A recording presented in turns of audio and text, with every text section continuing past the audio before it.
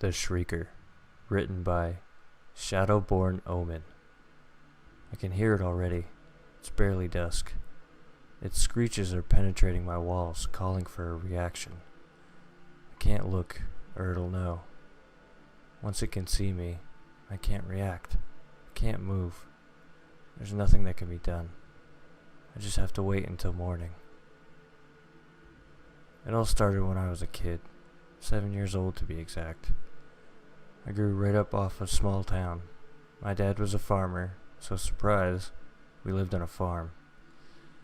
My family owned around 150 acres of land, most of which consisted of thick woods. I would often have friends come over and my dad would light a campfire and tell horror stories to us all. I remember one time he even made my friend pee himself, so we had to go in for the night. However, my dad never told me this one. Maybe because it wasn't fake. Maybe he held on to this one because he was hoping I wouldn't have to live through it. I'm sorry, Dad. Your effort failed. One night, at the age of 7, I woke up in the middle of the night. At first, I didn't know exactly why, but around 30 seconds after I awoke, I found my reason. I can't forget the first time I heard it. I thought my ears would start bleeding. The yell was extremely high-pitched and so loud. It sounded like what you might imagine a young woman would sound like if she were being brutally murdered, except it sounded like her mouth was right next to my ear. I couldn't hear myself think. It would screech for 5 seconds and then be quiet for 30. I was petrified. I couldn't move. Remember when you were a kid and you would hear something just out of your view, and then you thought you knew that it was nothing? Deep down you were still scared and couldn't move? Well, it was kind of like that, except I didn't know I was okay. I was scared, right down to my bones. After a couple of minutes of the screeching, I finally started to get up. I was too scared to not know, and it sounded like it was coming from the edge of the forest. I sat up in my bed and swung my legs over. I lived on the second story of my house, so in order to see the ground, I had to be closer to the window. I started walking towards the window. Another shriek caused me to wince and cower, but before I recovered, I was wrapped into a bear hold, a man's hand covering my mouth. I tried to fight back, tried to yell, but the hand prevented my noise from being too loud. My dad's voice calmed me down as his hand began to loosen from my mouth. It was too late though. It had heard me. I saw it then, on the edge of the woods. It looked kind of like a person, but it was much taller, at least 12 feet. Its arms and legs were the length of people. Its features were hidden by the darkness, its silhouette standing eerily still in the moonlight, but its eyes, they were piercing bright, vibrant white dots in the distance. They looked right at me. Then it screeched again. I went to flinch, but my father held me tightly so I didn't move. We sat like that for I don't know how long. All I know is that there were exactly 316 screeches. I counted every single one, its eyes watching me every second. The sky changed from a pitch black to a dark purple, the sun beginning to find its way back, and as it did, it disappeared. It was there 1 second and gone the next. When I had noticed it was gone, my father released me. I remember being too scared to speak that morning, but later in the day I asked him what that was. He never really told me. All he told me was, don't let it see you move. He never told me what I would do if it did, but I sure as hell listened to him. After that night, it happened every night for the next 3 years. The night of the 10th birthday, it made no noise. I still didn't sleep. Its silence had brought me more concern than its voice at that point. The next night, it started back up again. So when I was 11, My dad sent me on a vacation to my uncle's house for a month during the summer. During that month, it didn't bother me once. I also named it the Shrieker. After that month, I went back home. The Shrieker didn't bother me then either. It was silent for nearly 4 years. A week after my 15th birthday, I had completely forgot about the Shrieker. It hadn't forgotten about me. Its yell woke me up that night. The frightening noise sent chills down my spine for the first time in years. It was there again, at the edge of the forest. I could tell from the sound. It yelled at me, again and again, begging me to get up and greet it. I stayed in my bed. When it stopped, you could have convinced me it was standing near my window. It sounded like it was, at least.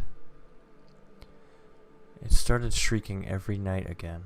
At this point, I had a cell phone, and my dad would text me every couple of nights to remind me to stay in bed. He heard it too, every night. I asked my mom what it was, and she looked at me confused, as if I was telling her about an imaginary friend that ate other people. The look that my dad gave me told me never to ask her again. Every night it would start at the tree line, but make its way closer to my house by the end of the night. It was doing something new now. It was moving. I never got out of my bed. I followed my dad's instructions and just acted like I was asleep. According to him, it was trying to wake me up, and the game was to try and stay asleep. I knew it wasn't a game, but my dad always treated me like I was younger than I really was. I appreciate that he was trying not to frighten me, but it was too late for that. 3 days before my 16th birthday. That night, it started shrieking earlier than usual. I didn't even have time to get to sleep. Usually it would wake me up from my slumber around 4 or 5 in the morning. That night, it started at 1. I didn't get any sleep that night. It crept closer and closer to my house as time went on, until it was right outside my window. I was still living on the 2nd story at the time, and even the 12-foot monstrosity couldn't quite peek into my window. However, the night wasn't over yet, and the Shrieker wasn't done moving. Through the night, it started to get further away from me. Not towards the woods, though. It started moving along the house. I listened to it silently as its shrieks got further and further from my window. I watched the sky, praying that it would just change colors already. The Shrieker got further and further. I was ready for it to be over. The sky finally adopted the purple shade of that morning. I was relieved. That was, until the last sound of the Shrieker that night echoed through my halls. It wasn't a yell this time. It was a knock. I asked my parents if either of them knocked on my bedroom door that morning. Neither of them did. I'm an only child, and all of our animals lived outside, so the thought of something knocking on my door terrified me. It was nothing compared to the next night, though. I woke up around 4 in the morning, maybe closer to 4:30. It was weird, though, because the Shrieker hadn't started yet. I just laid in my bed for about an hour. That was when the noise of the Shrieker nearly gave me a heart attack. It was right outside my bedroom door. I jumped. I'm glad the door was closed because I would have definitely seen my movement. After the shriek, it knocked on my door again. Then it waited. Then it shrieked again, followed by a knock.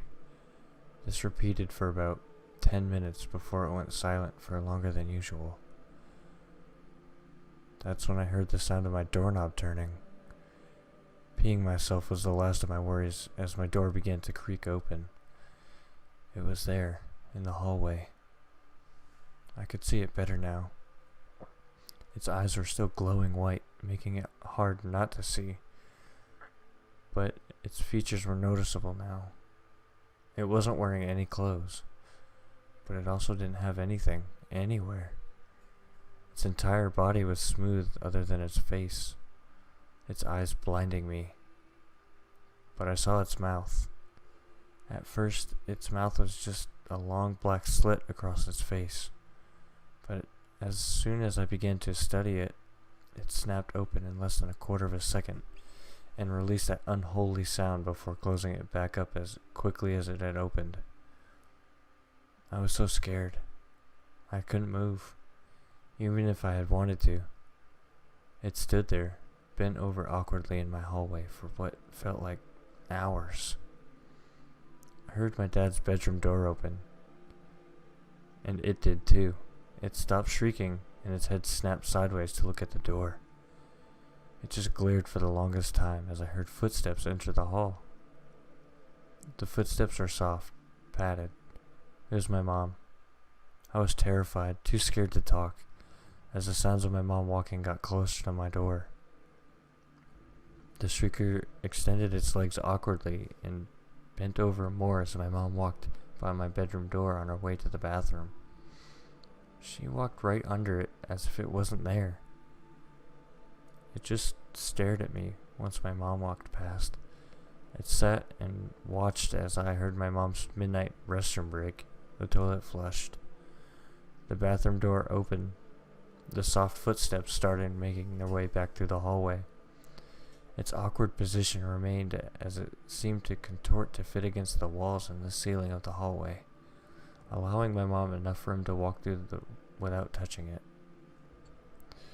Its eyes followed her until she was right outside of my bedroom door. That's when its head whipped around 180 degrees to look right at me, and it shrieked. I jumped. I couldn't help it, and it saw me. Its black slit of a mouth curled into a smile as it stopped opening its mouth to make noises. It almost purred as it stared at me. My mom heard my quiet spasm and stopped in the hallway, peeking into my room. "Are you okay, honey?" I heard her ask. The Shrieker didn't react. It just watched me. I didn't respond, and she began to walk into my room to make sure I was okay. That's when my dad's bedroom door seemed to slam open, and the loud, aggressive footsteps came running down the hall. The Shrieker's head snapped to look, and once it did, its lanky head slithered away from the wall and grabbed my father by the neck, throwing him against my door frame. The loud thud of my dad's head hitting the door frame caused me to flinch. When I opened my eyes, the Shrieker was gone. We took Dad to the hospital. My mom told him that he ran out of his room like he was sleepwalking and slipped, hitting his head against the door frame as he fell. I don't think she saw the Shrieker. I think me and my dad are the only ones that can. They said my dad would be okay, but that he would have to stay in the hospital for the time being. My mom took me home later that day. The next few nights were hell. It came to my room every night. With my dad not there, I knew it would be even worse if I moved. I just kept my eyes closed and didn't react to the shrieking. I made it through the nights. When my dad was able to come back home, I told him that it was coming to my room every night, and he said, "I know." After that night, he never left his room to attack it again. I also never moved to provoke it. When I was 18, I moved out of the house to go to college. I moved into the dorms of my college once classes started, and the Shrieker stopped bothering me. Every once in a while I woke up in the middle of the night thinking I heard its cry, but I never heard it after waking up. After college, I moved in with my girlfriend. She lived in the middle of a small city. The Shrieker was still absent from my life at that point, over 4 years after I moved out of my parents' home. It stayed like that for another 3 years before my mother called asking if I could stay at their house and watch all the animals while her and Dad went on a vacation for 2 weeks. Reluctantly, I agreed. That was 3 days ago. I got all my stuff moved in over the day, and I'm sitting in the living room watching TV. I don't know when it's got here, but out of the massive picture window, I can see its silhouette. It's shrieking again. It's welcoming me home.